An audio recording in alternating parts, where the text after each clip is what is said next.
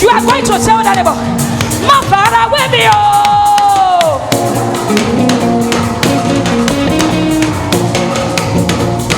What am I here worship for him?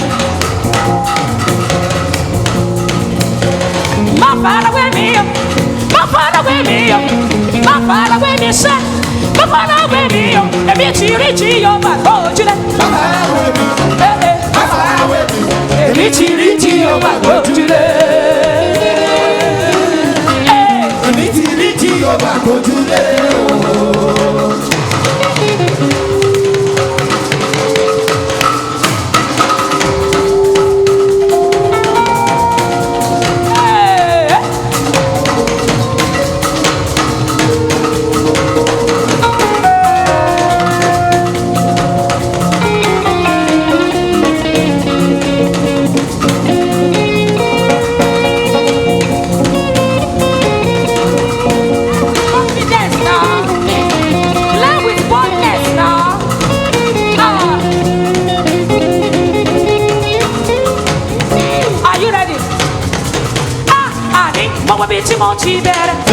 January 1, February 2, March 2.